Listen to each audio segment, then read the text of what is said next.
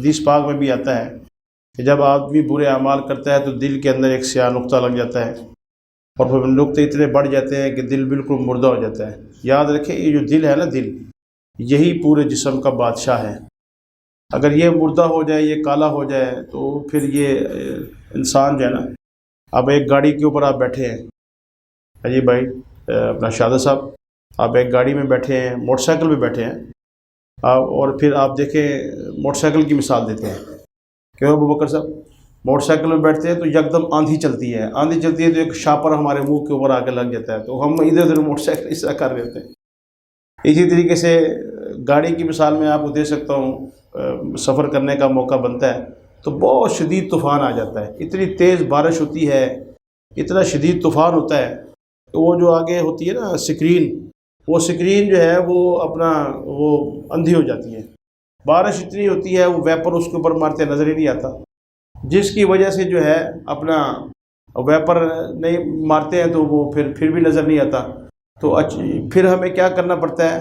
وہ گاڑی کو روکنا پڑتا ہے، گاڑی کو روکنا پڑتا ہے۔ اسی طریقے سے جب ہم سفر کرتے ہیں نا، اکثر موٹر وے کے اوپر سفر کرنے کا موقع ملتا ہے، تو موٹر وے کے اوپر چونکہ کھلا ماحول ہوتا ہے تو وہاں پر دھند بڑی آج کل پڑ جاتی ہے، تو دھند کی وجہ سے جو ہے وہ گاڑی کو سائڈ پہ روکتے ہیں، بلکہ موٹر وے کے اوپر اعلان ہو جاتا ہے کہ سارے جتنے بھی ہیں سب بند کر دو۔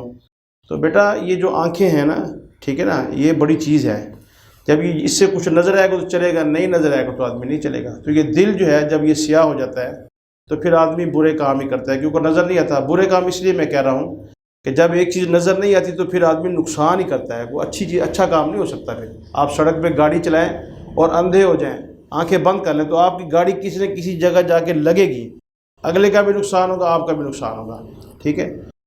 اللہ اکبر۔ لیکن اللہ بڑے غفور و رحیم ہے، اللہ بڑے غفور و رحیم ہے۔ ساتھ ہی کہہ دیا وَيَعْفُ عَنْ كَثِيرٍ۔ ایک اور جگہ بھی آپ ماشاءاللہ حافظ قرآن ہیں، قرآن مجید میں آتا ہے ظَهَرَ الْفَسَادُ فِي الْبَرِّ وَالْبَحْرِ بِمَا كَسَبَتْ أَيْدِي النَّاسِ۔ قرآن مجید میں ایک اور جگہ آتا ہے، اللہ فرماتے ہیں خشکی کے اوپر، خشکی کسے کہتے ہیں؟ تری کسے کہتے ہیں؟ ہاں جی، دنیا کا 29 غالباً 31%، 31% حصہ خشکی پر مشتمل ہے غالباً، یا 21 ہے یا 31، 29 یا 31%، ہے جی، چلو ہم ایک ہی لے لیتے ہیں۔ 29% حصہ دنیا کا دنیا ایک بیسکلی ایک پلاٹ ہے، ٹھیک ہے نا، اس کے اندر زمین ہے، اس کے اندر پانی ہے اور خشکی ہے، دو چیزیں، پانی ہے سمندر دریا وغیرہ سے، یا خشکی ہے۔ 29%، یعنی 100 میں سے 29 روپے ہیں، پیسوں کی بات ہی بڑی جلدی سمجھ میں آتی ہے، 29 روپے، او تیری خیر ہو، 100 سے 29 روپے، کیوں اکثر 29% خشکی ہے اور 71% پانی ہے۔ آپ اندازہ کریں، اور اندازہ کریں اتنا اللہ نے پانی یہاں پر جانا، تو یہ جو پانی ہے اس کے اندر بڑے سے آتے ہیں، وہ اپنا طوفان آتے ہیں، تو فرمایا، اور بڑے بڑے جہاز، بڑے بڑے جہاز ہیں جی، پہلے پارے میں سورہ بقرہ میں اس کی بڑی تفصیل ہے، بڑے بڑے جہاز، بستیاں اس کے اندر آ جاتی ہیں، ایک سیکنڈ کے اندر اللہ پاک ان کو نشت و نبود کر دیتا ہے، ہلاک و برباد کرتا ہے۔ فرمایا کہ جب وہ تباہ ہوتے ہیں وہ بھی تمہارے اپنے ہاتھوں کی کمائی ہوتی ہے، مشینیں مشینیں سب کو ٹھیک ہوتی ہیں، لیکن اللہ کہتا ہے اللہ ناراض ہوتے ہیں، اللہ ان کو پلٹ دیتے ہیں۔ اسی طریقے سے زلزلے آتے ہیں، مانسیرا میں، ایبٹ آباد میں زلزلہ آیا، ٹھیک ہے نا، پچھلے دنوں افغانستان میں زلزلہ آیا، اس طریقے سونامی طوفان آیا تھا، لاکھوں لوگ مر گئے۔ فرمایا یہ جتنی چیزیں آتی ہیں یہ تمہارے اپنے ہاتھ، جب انسان کے اعمال، انسان کے گناہ حد سے زیادہ بڑھ جاتے ہیں۔ گناہ کسے کہتے ہیں پتہ ہے بیٹا آپ کو؟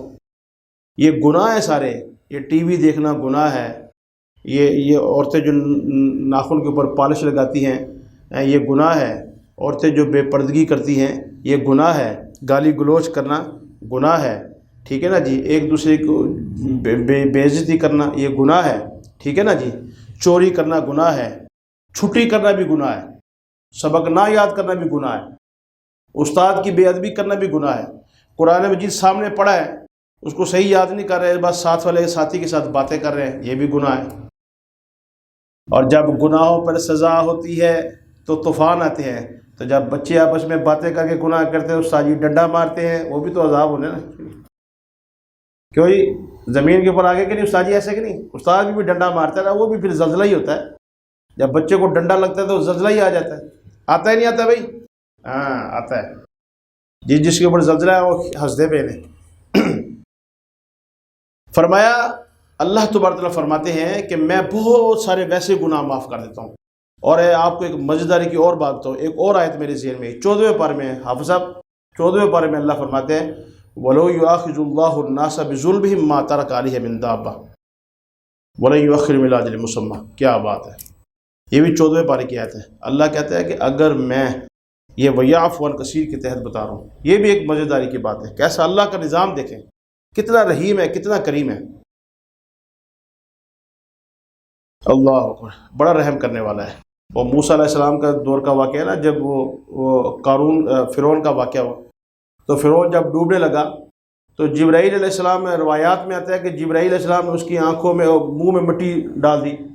تو کسی نے پوچھا یار یہ مٹی کیوں ڈالی؟ کہتا ہے یہ کہیں اللہ کو نہ ڈائریکٹ پکار لے، اور اللہ کو ڈائریکٹ پکار لے تو اللہ اس کو اللہ معافی نہ کر دے۔ اتنا رحم کرم کرنے والا ہے کہ جو کہتا ہے کہ انا ربکم الاعلیٰ، سورۃ النازعات میں آپ نے پڑھا ہے نا، انا ربکم الاعلیٰ، تو اتنا مطلب جبرائیل علیہ السلام کی بڑی پریکٹس ہے نا، عرصہ دراز سے اللہ کے ساتھ ہے، ٹھیک ہے نا جی۔ ان کو پتہ ہے کہ اللہ اتنا غفور رحیم ہے۔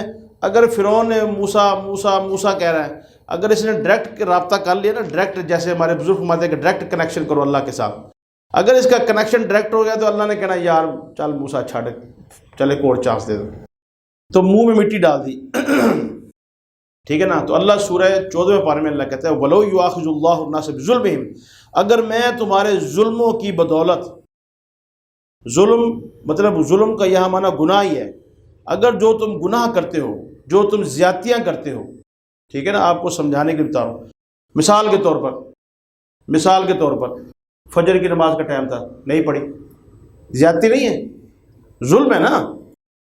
ظلم کا کیا معنی ہے؟ یہ ہے کہ جو چیز اپنے محل میں استعمال نہ اس کو ظلم کہتے ہیں، جو چیز اپنے محل میں استعمال اس کو عدل کہتے ہیں لغت کے اعتبار سے۔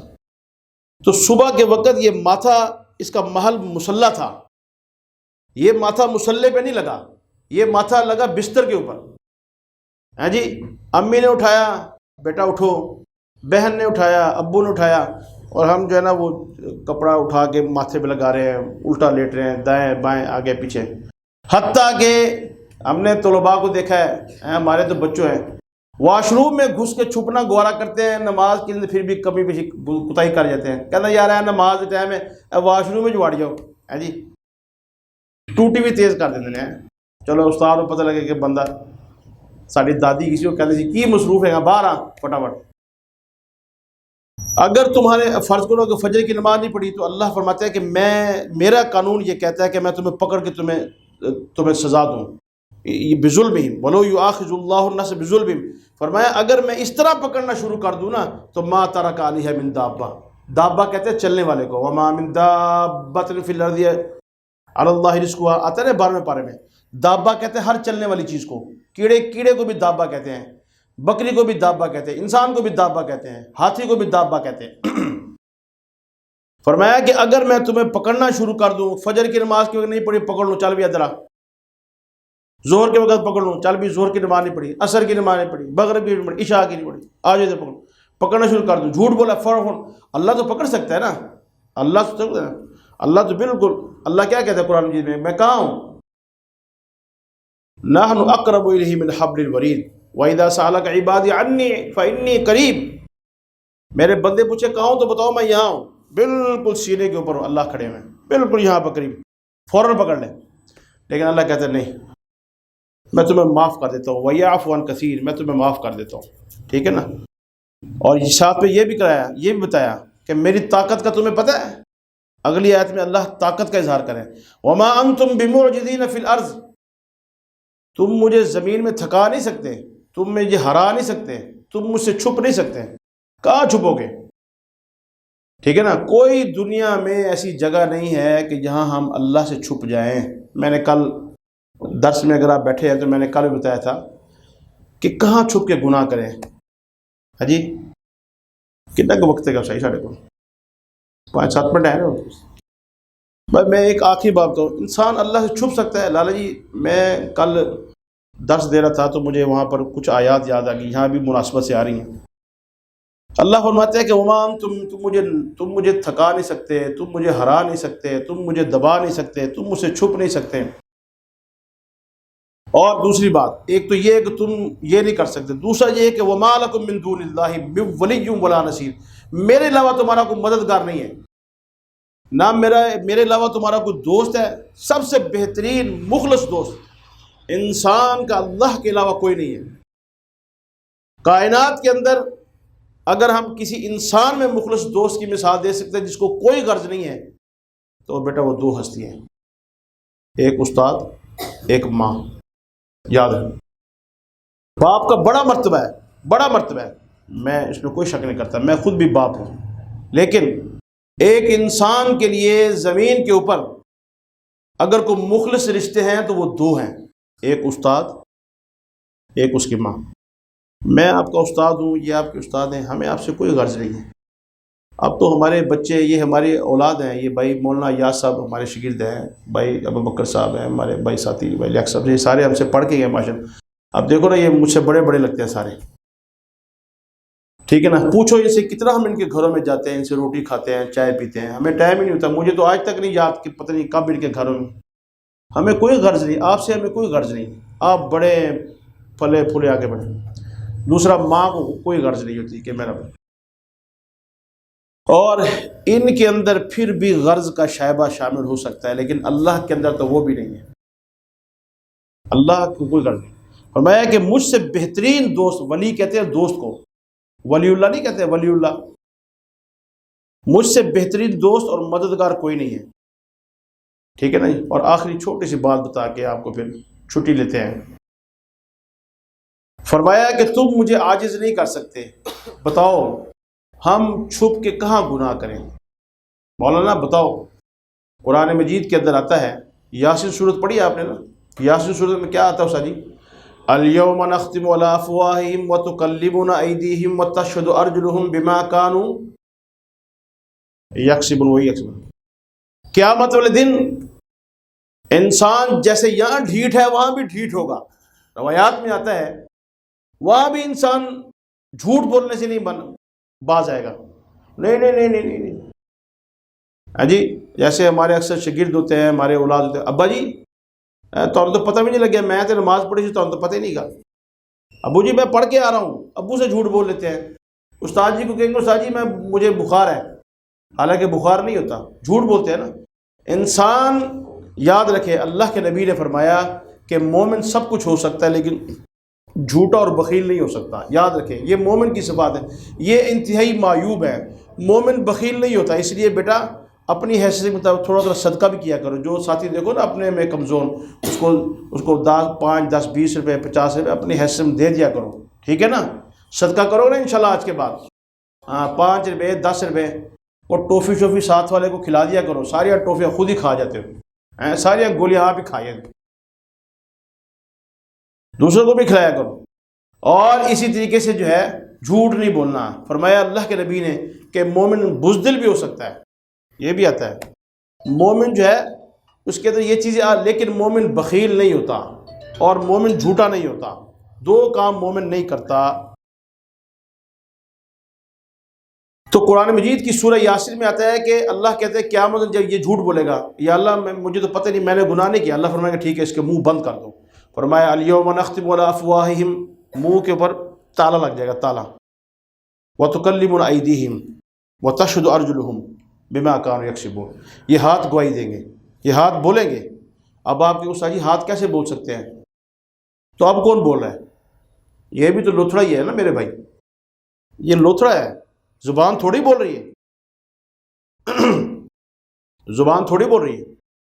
حضرت تھانوی صاحب رحمۃ اللہ علیہ نے ہاں جی یہ بات لکھی ہے اشرف الجواب کے اندر کہ کوئی پوچھے کہ یار تم کہتے ہو خدا تو ساری یہ عیب ہیں، سارے یہ عیب ہیں، ہاتھ یہ پاؤں یہ چیزیں، یہ عیب کی چیزیں ہیں، ٹھیک ہے نا؟ کیونکہ عیب اس لیے کہ یہ کمزور بھی پڑ جاتی ہیں، بوڑھا آدمی نہیں پکڑ سکتا، بچہ ٹھیک ہوتا نہیں پکڑتا، بچہ جب پیدا ہوتا ہے تو ٹھیک ہوتا ہے، ہاتھ پاؤں سارے، اس کے ہاتھ ٹھیک ہوتے ہیں پکڑ نہیں سکتا، پاؤں ہوتے ہیں چل نہیں سکتا، اس کے کان، ڈاکٹر کہتے ہیں میڈیکلی طور پہ یہ بچہ ٹھیک ہے لیکن سنتا نہیں ہے، اس کو ماں باپ بلا بلا کے تھک جاتے ہیں، وہ کبھی ادھر دیکھ رہا ہوتا ہے۔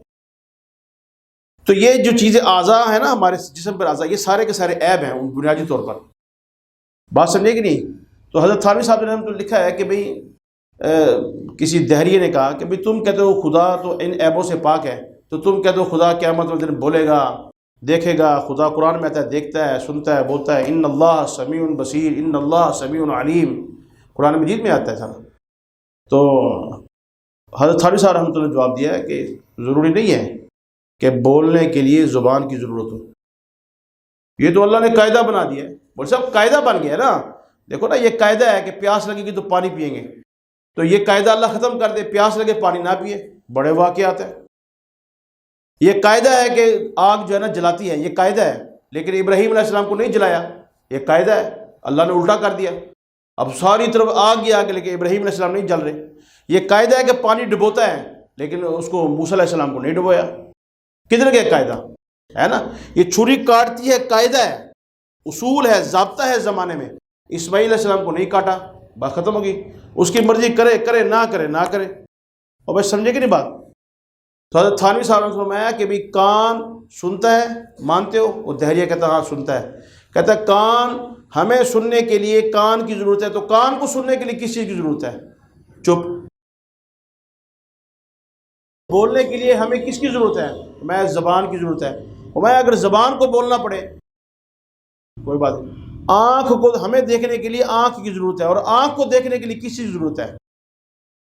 ضروری نہیں ہے کہ یہ تو اللہ نے ویسی چیزیں بنا دی۔ تو قیامت والے دن ہاتھ بھی بولیں گے اور پاؤں بھی گواہی دیں گے۔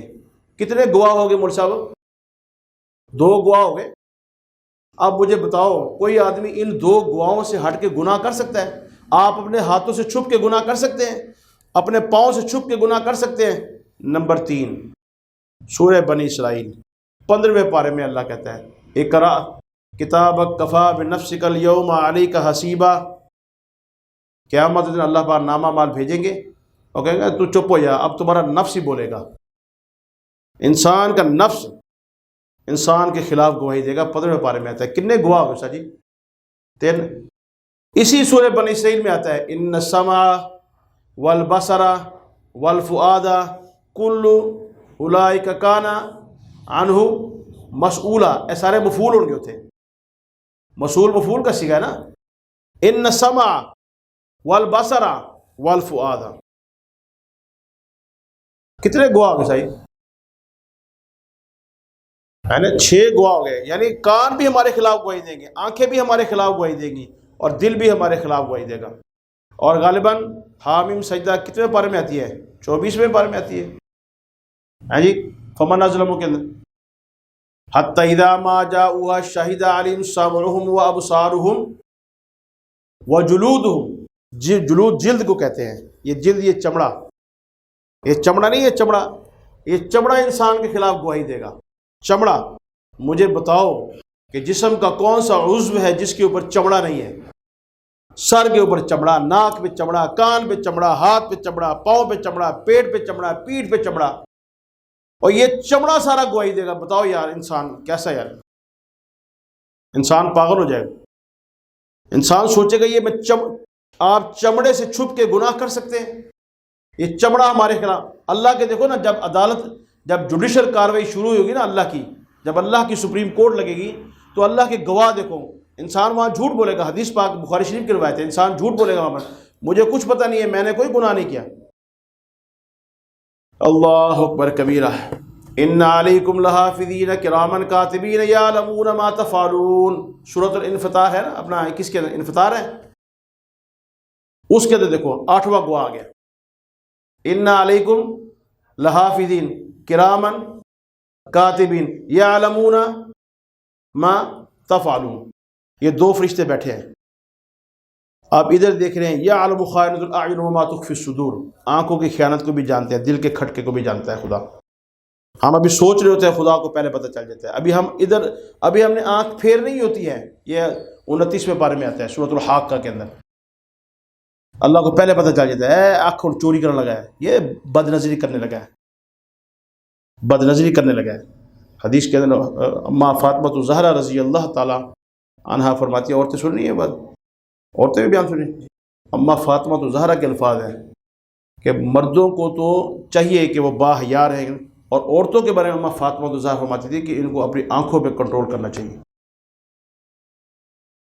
ٹھیک ہے نا جی، کیونکہ یہ پردے میں ہوتی ہیں۔ فرمایا کہ یعلم خائنۃ الاعین وما تخفی الصدور، ایک آنکھوں کی خیانت اور دل کا کھٹکا، دل کے خیال کرو۔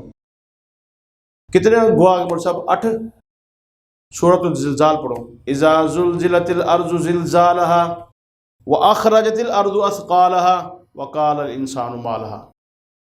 جس زمین کے ٹکڑے پر چھپ کے میں نے گناہ کیا، اس زمین کا ٹکڑا اللہ پاک اٹھا کے لے آئے گا۔ ابھی تو دس اینے گناہ کیتا کہ نہیں کیتا؟ اس نے چھپ کر وہ جو ہے نا وہ گانے سنے کہ نہیں سنے؟ اس نے گالی گلوچ کی کہ نہیں کی؟ اس نے فلاں بیٹھک میں بیٹھ کے بد زبانی کی نہیں کی؟ اس نے بیٹھک میں بیٹھ کے فلاں کمرے میں رات کو 2 بجے بیٹھ کے غیبت کی نہیں کی؟ اس نے چغلی کی نہیں کی؟ چھپ کے والدین سے اس نے موبائل کے اوپر وہ فلمیں دیکھی کہ نہیں دیکھیں؟ گانے سنے کہ نہیں سنے؟ ٹھیک ہے نا جی، یہ اس وقت دنیا کا سب سے بڑا فتنہ ہے، یہ موبائل، یہ جو موبائل نا بڑا ہوا دنیا کا اس وقت سب سے، اور دجال پتہ نہیں کب آئے گا، یہ اس وقت دجال آ چکا ہے، یہ دجال ہے، اس سے بچو بیٹا۔ تو سورۃ الزلزال میں کیا آتا ہے؟ وَأَخْرَجَتِ الْأَرْضِ، وَأَخْرَجَتِ الْأَرْضِ، زمین نکال دے گی باہر اٹھا کے جو اس کے اوپر بوجھ ہوا، یعنی جو گناہ تم نے کیے، جو اچھے اعمال کیے وہ بھی نکالے گا، جو برے اعمال کیے وہ بھی نکالے گا۔ بات سمجھے کہ نہیں؟ اور جب سارے یہ 9 کے 9 گواہ بھگت جائیں گے نا، اس کے بعد 10واں گواہ آئے گا، وہ کون سا ہے؟ واللہ الذی لا الہ الا هو عالم الغیب والشہادہ والرحمن الرحیم، خود اللہ سب سے بڑا گواہ۔ اور یار میں نے خود دیکھا ہے کائنات کے اندر کوئی چیز ایسی نہیں ہے جس میں اللہ موجود نہیں ہے، جس میں اللہ موجود نہیں ہے لیکن نظر نہیں آتے، ہوتے ہیں۔ پتہ ہے کیسے؟ امام ابو حنیفہ رحمۃ اللہ سے کسی دہریے نے پوچھا نبی اللہ کدھر ہے؟ اس نے کہا کہ دودھ لاؤ، دودھ کے اندر کہا کہ اس میں بولو مکھن ہے کہ نہیں ہے؟ اب دہریہ کہتا ہے کہ مکھن اگر کہتا ہوں نہیں ہے تو یہ ابھی ایسے سے کرے گا، رڑکے گا تو مکھن نکل آئے گا، دودھ کو رڑکو تو مکھن نہیں نکلتا بیچ میں۔